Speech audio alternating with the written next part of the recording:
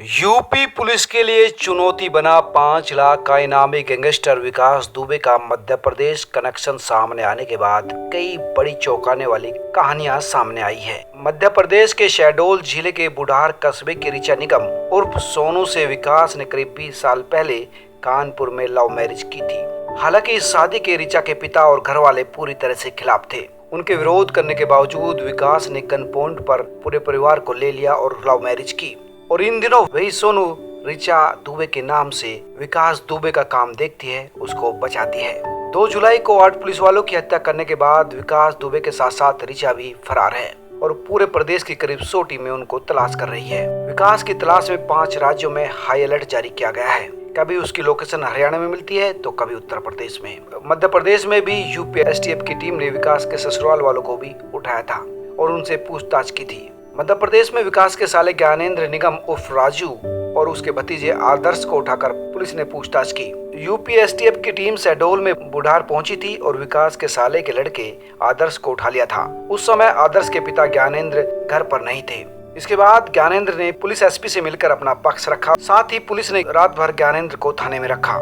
इसके बाद UP STF की टीम ज्ञानेंद्र और उसके भतीजे को अपने साथ ले गई। ज्ञानेंद्र ने पुलिस को बताया था कि वो और विकास 25 साल पहले काफी अच्छे दोस्त थे, लेकिन कई आपराधिक केसों में उसका नाम आने के बाद वो कानपुर से बुढ़ार आ गया। यहीं पर उसने अपना कारोबार शुरू कर दिया। करीब 20 साल पहले विकास ने उसकी बहन ऋचा से लव मैरिज की थी और पिछले 10-15 सालों से विकास से उसकी कोई बात नहीं हुई है। ज्ञानेंद्र का कहना है कि विकास ने उसके कानपुर स्थित मकान पर भी कब्जा कर लिया था। बड़ी मुश्किल से वह कब्जा छुड़ा पाया था। हालांकि पुलिस अब यह जानने की कोशिश कर रही है कि आखिर विकास का साला शहडोल के बुढ़ार कस्बे में क्यों आया और यहाँ आकर उसने भूसे का ही कारोबार क्यों किया। विकास दुबे की जो लव स्टोरी सामने आई है वो काफी चौंकाने वाली है।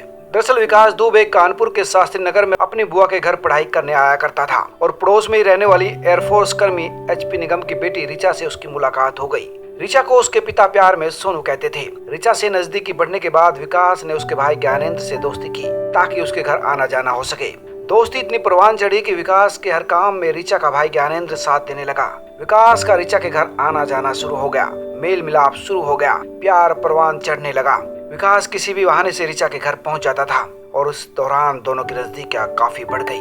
और इसके बाद विकास ने ऋचा के माता पिता के सामने शादी का प्रस्ताव रखा, लेकिन विकास के दूसरी जाति के होने की वजह से ऋचा के परिवार वालों ने शादी से साफ इनकार कर दिया और ऋचा के पिता ने ऋचा का भी घर से बाहर निकलना बंद कर दिया और विकास का भी घर में आने से रोक लगा दी। इससे तिलमिलाए विकास ने ऋचा के पिता की कनपटी पर पिस्टल लगा दी और जान से मारने की धमकी दी। और इसके बाद विकास 1997 में ऋचा को भगाकर अपने साथ ले गया और लव मैरिज कर ली। बाद में विकास के कई मुकदमों के चलते और जेल जाने के चलते ऋचा वापस विकास को छोड़कर अपने घर आ गई। लेकिन विकास के लगातार मिल रही धमकियों के आगे ऋचा हार मान गई और फिर से विकास के साथ रहने लगी। इधर ऋचा का भाई राजू भी विकास का राइट हैंड बनकर काम करने लगा और उस पर भी कई आपराधिक केस दर्ज हो गए। राजू का विकास के साथ भी काफी तनाव था और उसने ही राजू को भगा दिया था क्योंकि विकास राजू के खून का प्यासा था। इसलिए राजू विकास को छोड़कर मध्य प्रदेश चला आया और इस घटना के बाद राजू निगम अपनी पत्नी पुष्पा निगम के साथ एसपी कार्यालय पहुंचा और अपनी सफाई दी। उसने एसपी से कहा कि 15 साल से उसका विकास दुबे के साथ कोई संबंध नहीं है, ना ही कोई लेना देना है। इसके साथ ही राजू निगम की पत्नी पुष्पा निगम ने भी यूपी के मुख्यमंत्री से अपने बेटे और पति को छोड़ देने का निर्देश देने की मांग की। पुष्पा का कहना है कि उनके यहाँ विकास का न तो आना जाना है, ना ही कोई संबंध है। साथ ही पुष्पा कहती है कि विकास ने जो भी किया वो गलत है और उसका परिणाम भी उसको भुगतना चाहिए, लेकिन हमारा इससे कोई लेना देना नहीं। साथ ही वो अपनी ननद ऋचा दुबे से भी किसी तरह के संबंधों को इनकार कर रही है। सब्सक्राइब करें, लाइक करें और अपने दोस्तों के साथ शेयर भी करें।